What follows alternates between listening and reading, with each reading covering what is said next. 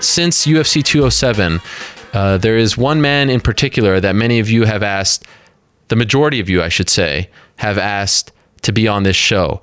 An overwhelming amount of messages on Twitter, on Facebook, via email, all wanting to hear from the longtime voice of the UFC. 20 years he worked for the UFC, called the biggest fights, the biggest moments. He was there cage side for all of them. The soundtrack of the UFC. We're talking about Mike Goldberg, who was announced shortly before UFC 207 would be parting ways with the company. You've asked for him. We finally got him. Here he is, joined now on the phone by the one and only Mike Goldberg. Mike, are you there? I am here, my friend. What's going on, bud? It is a pleasure to have you on. We've been trying hard to talk to you and certainly respect your space and position to take some time, but I hope you know how many people have been wanting to hear from you, concerned for you, upset about you leaving the UFC. It has been amazing to watch. And so let me ask you this. Let's start with this, Mike. How has the last 3+ weeks been like for you to see this outpouring, this overwhelming amount of support in your favor, the positive messages? What's that like for you? I don't even know if I can put it into words, because all I wanted to do during my career, and I said this on my Twitter, was to entertain the fan, to bring energy and enthusiasm to every single show, and to represent the fighters. I didn't think for 1 minute that I would get this kind of love and support from all over the world. I knew people enjoyed Joe and I on the UFC. I knew people always said, Ariel, that it's different when it's not Goldie and Rogan. But I never really knew until now how much they truly appreciated the job in which I had done for 2 decades. And the outpour of love and support has been overwhelming. It has been the most humbling experience of my life, and it makes me know deep in my heart that regardless of anything else, that I did it right. And I will continue to do it right wherever that next place might be. But it's all about the viewers. And that's really what it is all about. Of course we have bosses. We know that. Of course somebody signs our check. Somebody hires us and fires us. But it's about the audience. It's about the viewers. And I would have never guessed that I would get this much love from around the world, that I would be trending. I don't even know what trending is. And I was trending 4 on UFC 207 fight night. Thank you to every single person who has been so kind in the last month or so. It has been unbelievably rewarding for me. Yeah, very cool to see. I mean, I was getting as many questions about you and, you know, the story surrounding you leaving the UFC as I was about Ronda Rousey. I kid you not. It was amazing. People truly feel a connection to the broadcasters, and in this case, you and Joe, because you have been there for so long and they feel like they know you. They have this connection with you. They sit down and listen to you speak and tell them about the sport for 7 hours almost weekly. And so let's go back to pre-207. When did you find out, Mike, that come 2017 that you would no longer be calling UFC fights? Right around December 1st, I got the news that my contract would not be renewed. And so, you know, I was given about a month's notice, and I had a couple of shows left. I had Uriah Faber's last show, which was awesome. I had the trip to Toronto, and then, of course, UFC 207 was my last show. So right around December 1st is when I got the news. Were you completely blindsided by this, or did you have a feeling that they wouldn't re-up your contract? How did you receive the news? It was a shock. Okay. It was a shock. I was speechless. I didn't know what type of emotion to have because I was just in a state of shock and disbelief. You know, people love that warm, fuzzy blanket, and that's what you were describing a second ago, Ariel. And Joe and I have been that warm, fuzzy blanket for a long time when it came to the UFC. Everybody gets new blankets and they get new furniture, but at the end of the day, when you cuddle up on a Sunday and you watch football, that blanket on the corner that's got holes in it and it's kind of smelly, but that's your blanket, that's the one you utilize. Everybody has a favorite in their hometown. For me, being from Cincinnati, it's Marty Brenneman. It's this one belongs to the Reds. And we don't like change. We want that warm, fuzzy blanket with the holes because that's our favorite one. The slippers with the holes, the pajamas. We don't like change in our culture, especially when it comes to announce teams. And Joe and I have been so blessed and fortunate to be, and I love the description, soundtrack, so blessed and fortunate to be the soundtrack of the UFC for so long, Ariel, that it really was. I was in shock and disbelief for that reason, because Joe and I have been blessed to be so much a part of the culture for the last 2 decades. And so you said, okay, you find out December 1st, you still have Sacramento and you still have 207 left to call. What was that like for you? And come Sacramento, we don't even know. It comes out a couple of days before 207. Was it tough to focus? Was it tough to prepare, knowing that this amazing run is going to end and very few people even know about it? Internally, what were you dealing with? Characters revealed in times of adversity, and that's what drove me. And the most important thing to me as a professional was to continue to do the best I could do on every single broadcast, to not alter my studies in any way possible, to not alter the timeline of my voiceovers and when they were due in production, to not change anything, to not have any on-air effect, to go out as a professional, to have the best show possible in Sacramento, in Toronto, and at UFC 207. And, it's interesting that, Joe and I had a lot of fun at UFC 207. We had a lot of laughs, and, we made the comment afterwards, and Joe said that was one of our best shows ever. And you're talking about 2 guys who've done 200 plus UFCs together. And it just reminded me of the chemistry that we're so blessed to have. And it just doesn't happen. It doesn't happen in a lot of cases. It was just chemistry that was there. It was never forced. We didn't have to build it. We didn't go to a little school and work on things and have lunches and dinners and go to chemistry 101 class. We just always had it. So for me, it was going out as a professional. It was continuing to do what my job is, to entertain the fans and to represent the fighters and to have great shows. And not only to show my character to the UFC fans, but also to show my character to many people around the world and potentially, to my next employer. Because as I said, character is certainly revealed during times like this. Mm-hmm. Were you given a reason as to why they weren't going to have you in 2017 and beyond? No, not at all. Wow. Not at all. You didn't want to ask? You did, just the fact that they said, we're going to part ways, that's all? Here's the real situation, and I'm no different than the guy in merchandise or the 15 vice presidents who got let go or the entire team in Canada that was shut down. I'm not the only guy who was let go by the new ownership. Well over 100 people, Ariel, and good friends of both yours and mine. Mm-hmm. I'm the one being talked about because I had the high-profile job. But I'm not going to sit here and weep because, new ownership came in and I was one of the guys who got cut. I was one of a lot of people and a lot of good people from the Zuffa era that got cut. And so I felt for my coworkers, for my friends, as much as I felt for myself. And I watched everything around me, be shattered. It took 15 years to build this wonderful family, and it felt like it was taking 15 minutes to destroy it. And it was a really tough time, and it may still be tough. There may be more to come, throughout the UFC family. Ownership changes, this is not uncommon with an ownership change in anything. It might be just corporate America. It might be on Wall Street. In this instance, it's a sports property. So I looked at it from that regard. And also, let's be realistic. What I do is very subjective.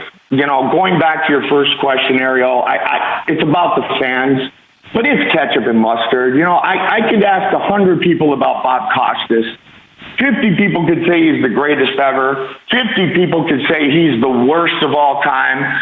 50 aren't right. 50 aren't wrong. It's just ketchup and mustard. Some people like ketchup. Some people like mustard. So what reason were they going to give me? And would that make me feel any better or any worse?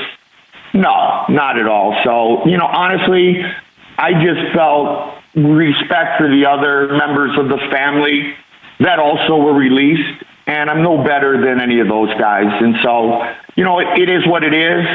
Extremely disappointing, don't get me wrong, but mostly disappointing because our family has really been torn. And that's what I'll miss the most. Do you feel like this is a WME IMG decision? In other words, if Lorenzo, Frank were still around owning the company, that this wouldn't have happened? Yes, I do. Okay. I think if Frank and Lorenzo, if this was still Zuffa, yes, I don't believe we would be having this conversation. And of course, the one mainstay from that era is Dana White. What, if anything, did he say to you upon, you finding out about this news, 207, Sacramento? Did you have it? I mean, you've been with him for 2 decades. There's that famous story about WWE coming and offering you a deal, and you went back, and I thought you showed a lot of loyalty. Probably could have, gone a lot more money with WWE. What, if anything, was said between you two when this was made official? No conversations, no contact. Nothing, really, nothing. Wow. Which was, surprising, disappointing, certainly, but nothing was said. And, I'm going to live with that. And, at the end of the day, what matters to me is my family, is my children. But no, to answer your question directly, there was no conversation. Nothing at all. Wow. That is surprising to me, just given your position in the company for 2 decades.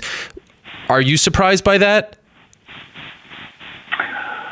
I don't know. I don't know. How do you answer that, really? Right. What's more important to me is my character.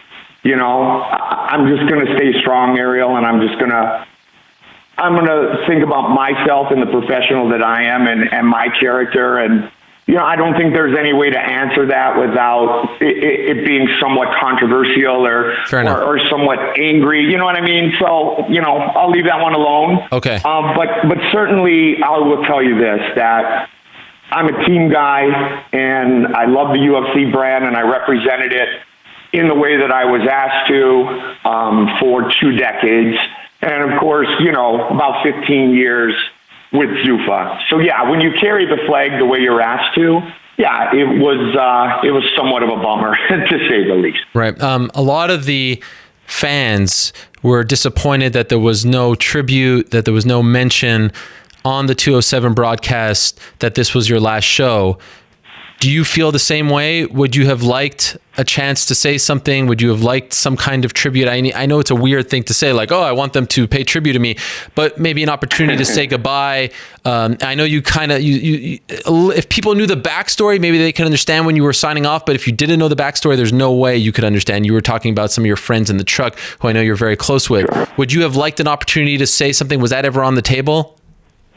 At the time, yes, I think that would have been pretty cool. Shots of me with the late Jeff Blatnick and, young Goldie back in, 1997, or, watching Bellator the other night and watching Tito walk in reminded me of his walk-in right after 9/11 in Vegas, one of the greatest walk-ins in mixed martial arts history.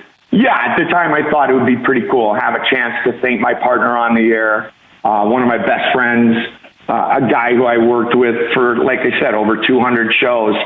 But now that I've stepped back, Ariel, I'm kind of glad they didn't, because what turned out to be the tribute was everything that we've talked about, everything that I've read and has been posted all over the world for the past month. And you want to talk about a tribute, that's the most powerful tribute that I could ever ask for. And a lot of that came because there wasn't a quote-unquote on-air tribute. So, yeah, maybe at the time I was a bit disappointed, surprised that nothing was officially done.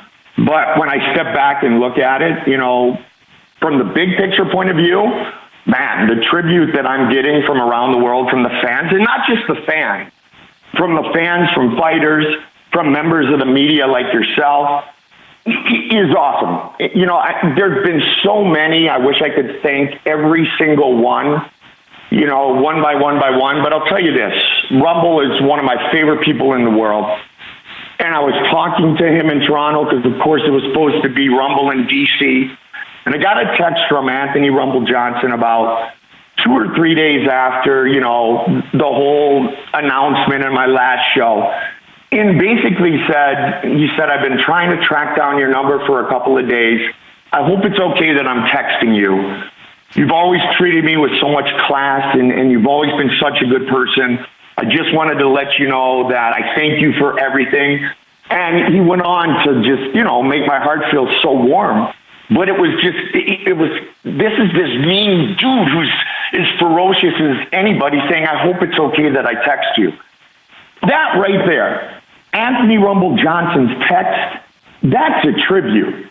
And he was one of many, but Rumble hunting down my number, Ariel, for 48 hours to make sure he texts the guy who has always been good to him, they've always recognized that this man is a beast in the octagon, but he is a heck of a human being outside of it. And I've always been a Rumble fan because of the man he is outside of the octagon. And so it's cases like that have made me smile over the last few weeks, and really will make me smile whenever I think about my UFC run and all the great fighters that I was able to interact with and all the great fights I was able to call.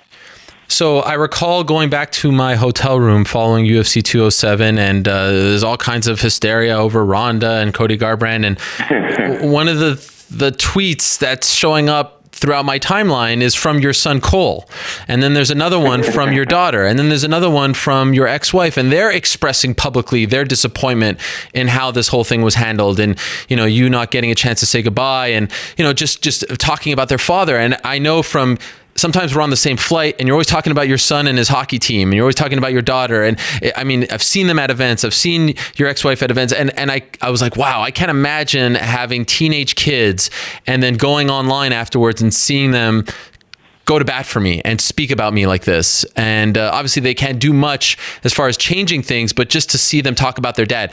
What was it like when you went online, when you saw that your kids were actually, you know, tagging the UFC and UFC executives, backing up their old man? What was that like? What do they say when, you know, we come into this earth? Leave a legacy. Plain and simple, right? Leave a legacy. My son, 16 years old. He's a young man. There's no question about it. And he's sitting there at the house, probably at my ex-wife's house, watching the show. I'm sure my ex-wife was in tears. Kim was with me for a lot of years. She traveled pretty much around the world with me. She was part of the family. She was a big part of the family. My daughter, Kiera, an actress in New York City. But for Cole to do that, to take the initiative, to stand up for his father, and he's a kid who's watched his father during the times of prep, during the times of pre-production. He has seen all the hard work that goes into this glamorous job in which I have, which is a pretty cool job in which I have. That was tribute enough for the rest of my life, because that's really what it's all about. It's about Kiera and it's about Cole. And Cole was absolutely 100% right in what he tweeted. Absolutely 100% right. But what warmed my heart was that he took the initiative to do so. And my daughter is a very intelligent young lady as well. And she did the same thing. And I was on the air, Ariel. I didn't sit there and say, hey, Cole, text something or tweet something or go on Facebook. They did it on their own. They understood the big picture. They're my children. They're my legacy. What matters more than that? Absolutely nothing. Absolutely nothing. Wow. Well, what was that like when you left the arena on December 30th, and now, you know, your UFC run is over 2 decades. I mean, this is a massive part of your life, traveled the world. What did you do? How did you take it all in once you said goodbye finally and put down the headset? I'd heard from some people, you and Joe were kind of talking for a little bit. I didn't see this, but some people were saying you guys were kind of sitting cage side. How did you decompress in the minutes and hours afterwards? You know, we all sat there, the building was cleared, and we actually all got in the octagon and did pictures. Oh, wow. Joe and I had a couple of big hugs. There were tears. There was confusion, disbelief for sure. Frosty, our longtime audio guy, it was his last show. It was crew Mark Delagrati's last show. Wow. Again, going back to the family, Ariel, and it was emotional. And, you know, being with my stage manager, Niner, Craig Conley, for all those years, we did pictures. We have done pictures in the octagon in, you know, about 100 years, but we did that night. And then we all went back to the dressing room, and Bruce Connell, our longtime producer, and Anthony Giordano, we all just sat there for about an hour, and we just shook our heads like, how is this happening? How is this ending? Like, you know, back to the shock and disbelief. But we cherished that time together. And, you know, like you said, there were hugs, there were tears. But, you know, there's one thing for sure, and there's one thing that will never be taken away, and that's our friendship, and that's the great run and the memories that we've had together. And, you know, then my fiance Fernanda and I actually went to get a bite to eat with my good friend John Orlando and his father, Tony Orlando, who is a big fan and, you know, knocked 3 times, Candida, you know, tie a yellow ribbon. And it was interesting. Uncle Tony, as I call him, when I walked up, big Greek, you know, Uncle Tony is unbelievable. And he grabs me, and he grabs my face, and he goes, "Michael, listen to me. You are an unbelievable talent, and the world knows that. This is going to be good for you. Don't you be sad at all, because your next opportunity is going to be the best opportunity of your life." And I'm sitting there, and Uncle Tony won't, like Ariel, he won't let me, like, he's got my cheeks. Like, I can't break eye contact. It's against the law right now. And it was just so warming. And to have a guy like that, and I've become part of that family over the last couple of years, Tony Orlando, like telling me all is going to be well, and recognizing that I do have a special gift. Much like Tyron Woodley was just talking about. I do have a special gift. And that did come from upstairs. And I'm not done using it. It was really cool. So we hung out with, you know, Tony and his wife and John and his sister, and we just chilled, and it was a very chill night. Hung out with some of the crew and headed back later. But it was kind of cool because Uncle Tony definitely wanted to make sure that my spirits were in the right place, and that I was more excited about the next opportunity than upset and depressed about what was coming to an end. And then, you know, the next UFC event after 207 is Phoenix, and that's your hometown. That's where you live. And my favorite all-time fighter, my best bud, BJ. The Prodigy. And I saw a photo of you two together, so you got a chance to meet up with him, and it's all well and good. And, you know, this was an FS1 show, so it's not, you know, it was John Anik and Daniel Cormier. You typically have done the pay-per-views and the Fox shows, so the big change hadn't quite happened. It wouldn't have been my show. Exactly. That's what I'm trying to say. Yeah. But middle of the show, and I don't have, great vision. Middle of the show, I start to get a flood of tweets saying, Mike Goldberg is in the crowd. Mike Goldberg is like amongst the people doing the Hawaiian hang loose sign, whatever it is. That's Mike Goldberg. Like, there's no mistaking that was you. What is the story there? Because for me, maybe you're a bigger man, like that happens in 20 years and you don't get much of a reason or a goodbye. I don't know if I want to be there 2 weeks later. You know, maybe there's some hard feelings. Maybe you need a break. Maybe you need some time off, and you're sitting there. How did that happen? How did you end up on camera? It's a crazy story. It really is a crazy story. And it's funny you say that, because my father said to me, he said, I wouldn't have been able to do it. He said, I wouldn't have been able to do it. BJ Penn is one of my best friends. BJ Penn is one of my favorite people in the world. And I went that night for BJ Penn. I also went to that fight that night in my hometown to say thank you. Because going back to what you had asked about 207, everything was very laser focused on the direct people that were with me and back in the dressing room. I didn't get to say thank you to, the Reed Harrises and the Joe Williams and Mike the photographer and everybody else in the truck. And because I didn't see them, because at 207 I worked and then I finished. So I went to UFC 207 with my friend Master McGowan, and I was in a suite. You mean we went Phoenix? around the concourse. You mean in Phoenix. Right. Yeah. In Phoenix. Yeah. Sorry, yeah. In Phoenix, we went around the concourse, and fans were great. I was thanking them; they were thanking me. We did it again during the main card, and we're walking around, and I said, I'm going to go down and try to find a seat. I just want to get a little closer to watch BJ. So I just went. This is random. First of all, I'm in a suite with my buddy, and Master McGowan was funny. He said, Ariel, he goes, I never thought there would come a day when I'm helping you get a ticket to the UFC. So my master, who's a huge Conor McGregor guy, because I respect, he said, I'm helping you get a seat to a UFC. But I'm in a suite. I'm not in the stands at all. I decided to get closer for the BJ fight, and Lozon, of course, was the co-main. Yeah. Random row. I go down. I see empty seats. I sit down. These dudes in front. I go, anybody sitting here? They're like, no. Oh, my God. Where you going? Random seat. Could have been 1 in 18,000. I see the camera come up, and the lights are on. I know it's one of our live cameras. It's one of the, steady cams where they come around and get crowd shots.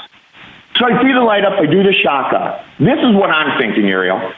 Okay, they spotted me in the crowd, and the truck is saying hello. They're in commercial break, because they're certainly not putting me on TV. Of course, they're not putting me on TV. They're in commercial break. So I'm like, what's up? Because I think I'm saying hi to, my buddy, Anthony Giordano and Zach and everybody in the truck. I think I'm just saying hi, right? Well, much like your phone and your Twitter. Yeah, I can imagine. And I'm like, what the? So, yeah, exactly. So imagine the production truck now. Joe Lozon. They go, take 3 or whatever to that crowd shot. And out pops Goldie. Hey! Just think about it for a second. That's insane. One of 18,000 seats. One of how many crowd shots? Take any camera other than that, right? And it was just meant to be. I mean, it was unbelievable. The chances of that happening. It wasn't even my ticket. I wasn't even supposed to be in the stands. I was that dude, getting past the usher, grabbing an empty seat to get closer to the action. And then, the fans were great. First off, what a great guy. He's there with the fans, which I was, because I am a fan. And I am going to support the prodigy, my buddy BJ Penn. Second, why isn't he on the floor? Third, I hope he didn't have to pay for the ticket. And it just got better and better. And it was just awesome. It was just awesome. I just shook my head, and I should have, right after that, I should have gone and played the lottery. I really should have put some numbers down. Because I was on a roll right then. I really was on a roll. I know it's not the spoken word, but in a way that was your chance to sort of say goodbye with a hand gesture or so to the people on a UFC broadcast. So yeah, that is an amazing turn of events, and it was cool to see. Just see that smile. It was amazing. Do you think it's going to be hard to watch fights, or is it ingrained in you? Will you not be able to to be a fan? Well, MMA has been my life for the past 2 decades. And there's a lot of fighters that I'm friends with, that I'm fans of, and that I enjoy watching. And so, first off, no, it won't be difficult. It won't be difficult. I might, keep the sound low. I'm just kidding. No, first off, I'm very good friends with John Anik. I respect the heck out of him. He's a wonderful human being. So, there's no hard feelings. There's no, I'm a fan, and that's the beauty of it is Joe and I are fans. So no, I'm going to watch the fights that I'm interested in. MMA is part of my life. I'll probably continue to be in MMA. I sure would like to be. So watching, a certain UFC, it's not going to be like I'm never watching, a UFC again. Now, I might make the neighbor pay for the pay-per-view, and sneak over to his house. I might do that once or twice, and let them pay for the pay-per-view. I'll bring some beer or something, I guess. But no, I'm kidding. Or maybe I'm not kidding. But no, I mean, okay. Yeah, that's actually kind of funny. That maybe I will make my neighbors for once. You go back and when Kim and I were first going our own ways, she used to still order the pay-per-views, and I would kind of laugh because we weren't officially divorced yet. So I was working the pay-per-view and kind of paying for the pay-per-view on the same night. So, this time at least I'll pay for the pay-per-view, but not work it. No, I mean, I'm not that guy. And you know me well enough, Ariel. I'm not that guy. I'm going to watch the fights I want to watch. And they're not just going to be UFC fights. I watched Tito and Chael. Of course I did. Mm-hmm. You know what was cool about that? Is they had a graphic of notable wins before the fight began. Yeah.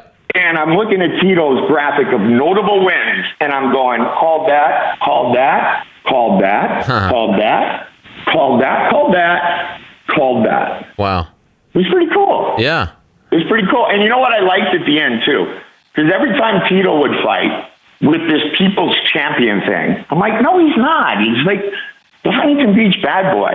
At the very end, the ring announcer said, the former Huntington Beach bad boy. And I loved it because he's the Huntington Beach bad boy. Yes. So of course I'm going to watch fights. I'm going to watch One Championship. I'm going to watch Bellator, and I'm going to watch the Ultimate Fighting Championship. Okay. So people want to know what is next. Are you going to be showing up on our TV screens, in the next few weeks? Do you have anything? Are you taking some time off? What can you tell us about what's next for you? Well, I'm the kind of person who doesn't sit still for more than 30 to 40 seconds. So, the minute that I got the news, I'm already thinking about, what's next? What's the next adventure? What's the next journey?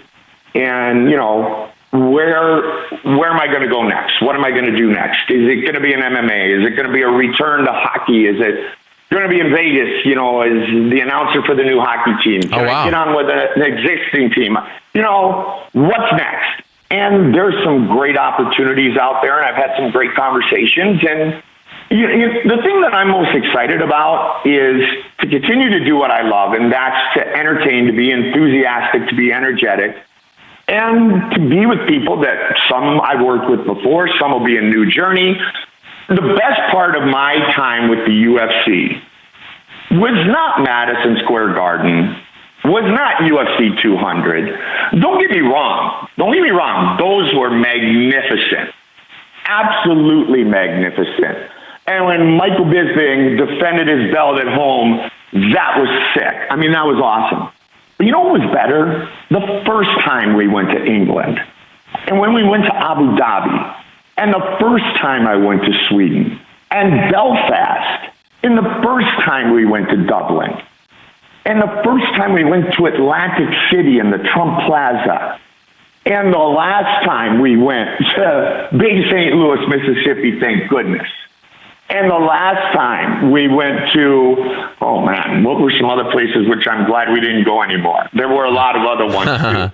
But my point is that the coolest part about my time with the UFC was when the journey was really a journey. When we were catching fire, when we were really starting to get some momentum, and we were making all these major jumps and changes, and first show ever in Las Vegas. Like I've told this story before, Ariel, when we first had dinner with Frank and Lorenzo and Dana, when they had bought the company, they spoke and were at this Italian restaurant in Vegas, and it's like, any questions? And I'll always remember it. I asked Lorenzo, because I wasn't a Vegas guy, and so you land, you see all the billboards and all that. And I asked Lorenzo Fertitta, will the UFC ever be on a billboard in Vegas? That was it. That was my expectation. That was my highest hope. And he said, yes, it will. And we were on a few billboards, and still we're on a few billboards. But that was the best. Sky Dome, 55,000 people. Those are the shows that really, when I look back, now that I'm able to look back, those were the ones that were the coolest. Because the first is always going to be the first. And there were a lot of firsts during my run from 1997 to UFC 207 in 2016. And who knows, maybe in some of these other places, some of these other stops, I'll be able to catch that journey on the upswing and experience some of those, some of those moments that I just described to you on my UFC run, some of those moments on another run with somebody down the road, because those were very, very special times. So fair to say right now you're not able to tell us what exactly is next? That would be correct. and you're still open to remaining in the sport in some capacity. I know. I mean, you mentioned the Las Vegas thing, the hockey thing. Wow, what a perfect connection that is. You've called so many great sporting events in Vegas, and with your background in hockey, your love for hockey, your passion. I remember one time I was working for Fox Sports, and I was doing, I don't know, some report backstage, and I just and it really had no reason to be in there, but I subtly mentioned the Columbus Blue Jackets only for you, and I knew that you would pick up on it, and you picked up on it right away, just because I knew you would appreciate a hockey reference in the middle of an MMA broadcast. So that's a phenomenal idea. But all to say, you are interested, if the deal is right, if the opportunity is right, in still remaining in MMA, possibly, correct? Absolutely, 100%. Okay. By the way, for sure. Just out of curiosity, did you hear from Lorenzo or Frank Fertitta? I did send a thank you Lorenzo's way, but it was previous to, my last show at UFC 207. Okay. And I know he got the message because I made sure with his office. One of the most rewarding things for me, and you're going back to Cole now, is Lorenzo sponsored my son's hockey team. Wow. It was 4 or 5 straight years, and it was a generous sponsorship. And forget about everything else. When he did that year after year for our hockey team, that was something you do within a family.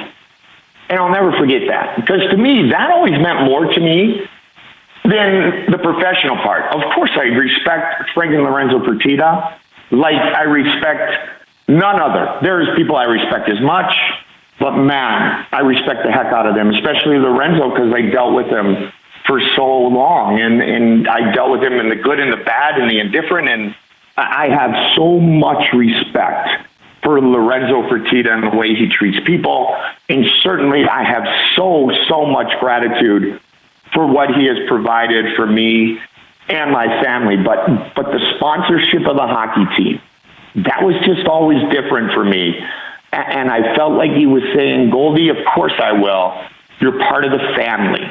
And so, that was very special when Lorenzo did that year after year. And we have UFC patches on our jerseys. Wow.